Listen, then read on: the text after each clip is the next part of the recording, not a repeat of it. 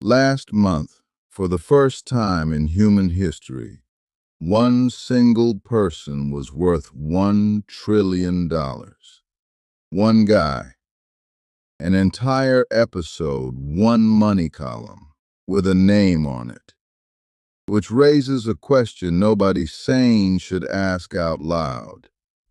What would it actually take for one person to own everything? Everything on earth, every home, every company, every farm, every gold bar comes to somewhere north of $550 trillion.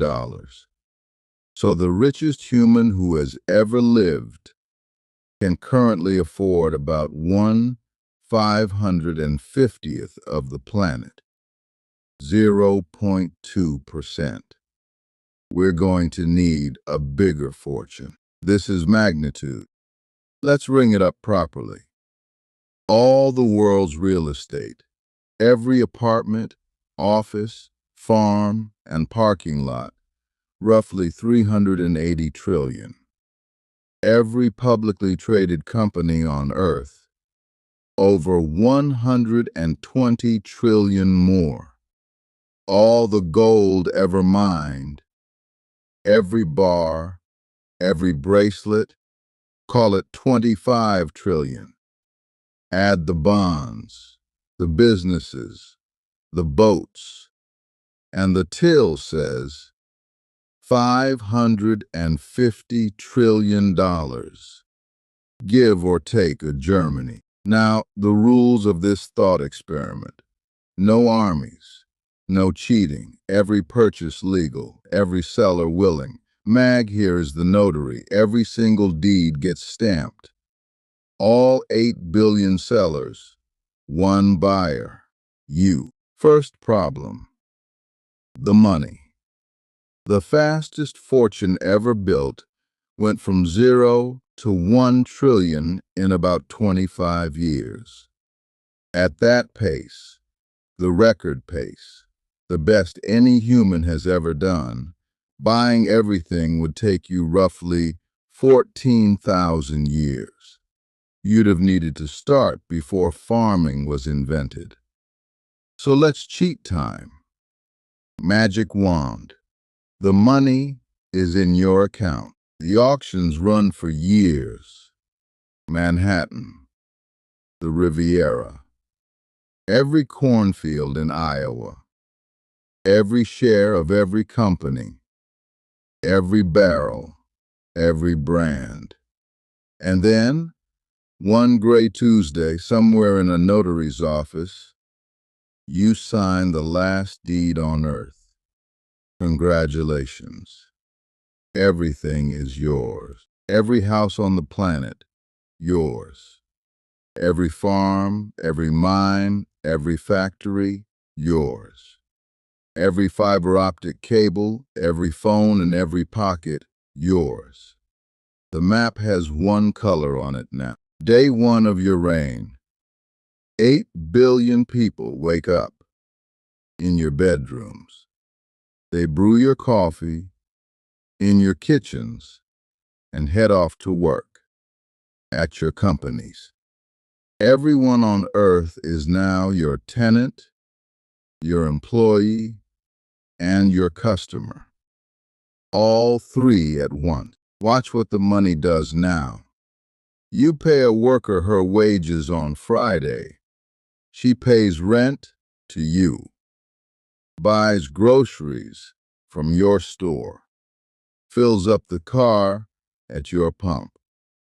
By Monday, your money has jogged in a neat little circle and come home. Congratulations. The world economy is now you paying yourself through 8 billion middlemen. And we actually ran this experiment once. Small. Pullman, Illinois. The 1880s. One company owned the entire town. Every house, every shop, the church, the water, Then business dipped, and wages were cut, but the rents weren't. The town went on strike, the railways stopped, and the courts eventually ordered the company to sell the whole town off. Turns out people will live in your model railroad right up until they can't afford the ticket. That's why the referee exists. Standard Oil once controlled about 90% of America's oil refining. In 1911, the Supreme Court took a gavel to it. 34 pieces. Not because it failed, because a market with one player isn't a market anymore. It's a board game where one kid owns the bank. But here's the break nobody sees coming. And if you watched our last episode, you already know the ingredient. A price is just what the last buyer paid. For a price to exist, somebody else has to be able to bid. One owner means no bids. No bids means no prices. No prices means nobody knows what anything is worth, anywhere. So the moment you own it all, your $550 trillion empire is worth exactly what someone can pay you for it. And there is no one left who owns anything to pay you with.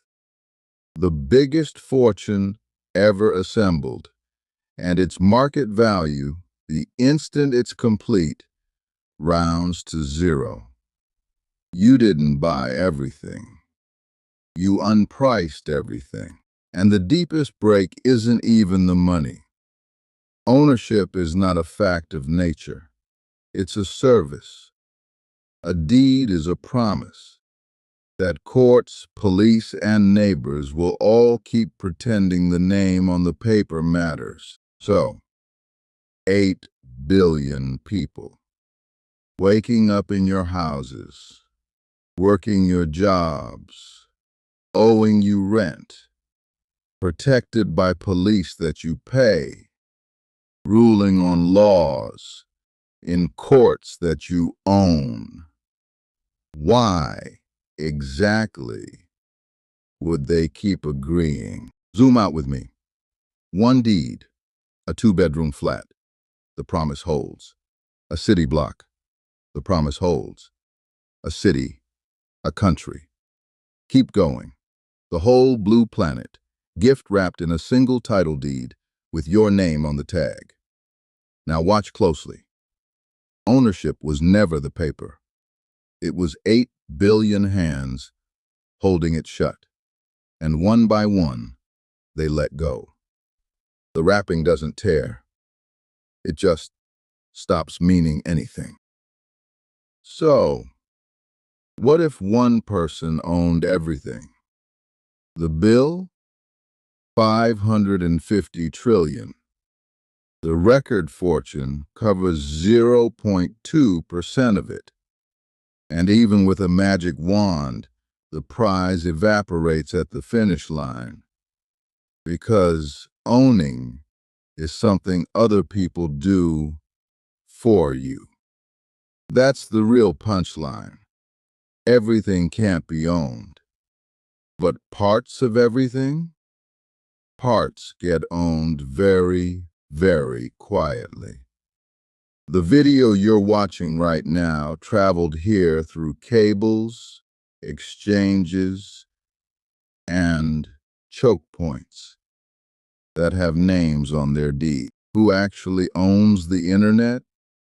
That's next time on Magnitude.